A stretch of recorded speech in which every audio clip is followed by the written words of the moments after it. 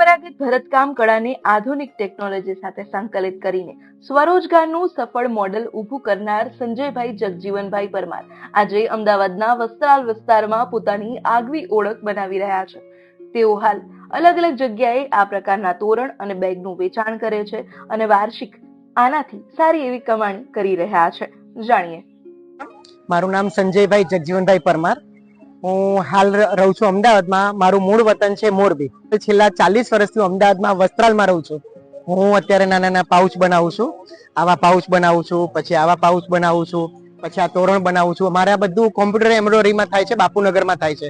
ત્યાંથી એમ્બ્રોઇડરીમાંથી થઈને આવે પછી પાછળ અસ્તર, આભલા, ફૂમતા અને લેસ લગાવું છું, બરાબર। પછી આ તોરણ બી બધા કોમ્પ્યુટર એમ્બ્રોઇડરીમાં બને છે।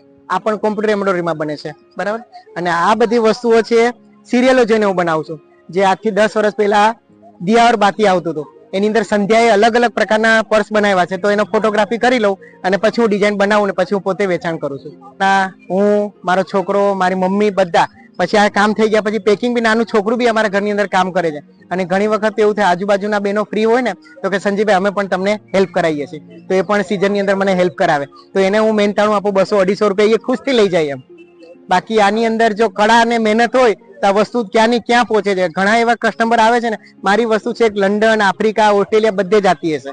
એનઆરઆઈ પબ્લિક આવતી હોય, મોટા મોટા મેળાની અંદર હું ભાગ લેતો હોય ત્યારે મારે પ્રોડક્ટ બધે ચાલે। અને આ વસ્તુ એવી છે નાનાથી માંડીને મોટા સુધી પણ વાપરી શક્યા।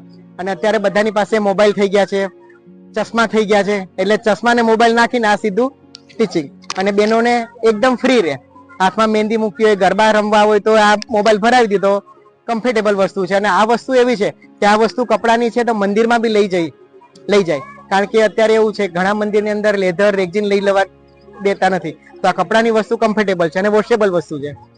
લગભગ આ મેળાની અંદર હું લગભગ 30 વર્ષથી જોડાયેલો છું। વર્ષના 5 થી 7 મેળા તો હું કરું જ છું બેન। જેવું કે રાજકોટ છે, રાજકોટનો લોક મેળો થાય છે, એમાં વડોદરાની અંદર શિવ મહોત્સવ થાય છે એની અંદર, અને હમણાં તો અત્યારે ભગવાનની દયાથી ગાંધીનગરનો એક મેળો કરીને આવ્યો વસંત મહોત્સવ। ત્યાં પછી મને એક આનંદભાઈ કરીને મળ્યા ને, તો મને કે સંજયભાઈ વડનગરની અંદર એક આયોજન છે, તમારે ભાગ લેવો છે? મેં કીધું હા તૈયાર છું। તો ધારો કે મારું 150 રૂપિયાની વસ્તુ છે તો મને 50 રૂપિયાનો નફો મળે છે। એની અંદર બહેનોને હું આપું, નફો આપું, તદુપરાંત લાઇટ બિલ દોરા કાઢતા મને 100 રૂપિયા મળે છે, થી 60,000 નું વેચાણ થઈ જાય। એ મારો નંબર લઈ જાય પછી એમ કે મારી દીકરીના આણામાં વસ્તુ દેવી છે, મારે લગ્ન આવે છે એમાં જોઈએ છે, માતાજીનો માંડવો છે, તો મારી બધી વસ્તુ એમાં ટ્રેડિશનલ વસ્તુ છે બધી। અત્યારે તો દીકરા દીકરીઓ તો બધા આણામાં વસ્તુ લઈ જ જાય છે। દીકરીઓને દરબાર વધારે લઈ જાય, મારવાડી લઈ જાય, પટેલ લોકો લઈ જાય, બધી આ હસ્તકલાની વસ્તુ છે એટલે મારી બેનિફિટ ચાલે જ છે। નાના બ્લાઉઝ પહેરતા હોય તો નાનું પાઉચ આવે છે, એ આવે છે, પછી મોબાઈલ કવર આવે છે, ક્લચ પાકીટ આવે છે, વિવિધ પ્રકારના બેગો આવે છે। લગભગ આમાં 40 થી 50 જાતની અલગ અલગ વેરાયટીમાં આવે છે। મારો અનુભવ તો એમ થાય કે આ વસ્તુનો તો હું મોટો શોરૂમ કરી દઉં ને તો આની ડિમાન્ડ એટલી છે અત્યારે। મેં અભ્યાસ 10 સુધી ભણેલો છું અને હાલ મારે આની અંદર જ મારું ગુજરાન અને મારું ઘર ચાલે છે આની અંદર।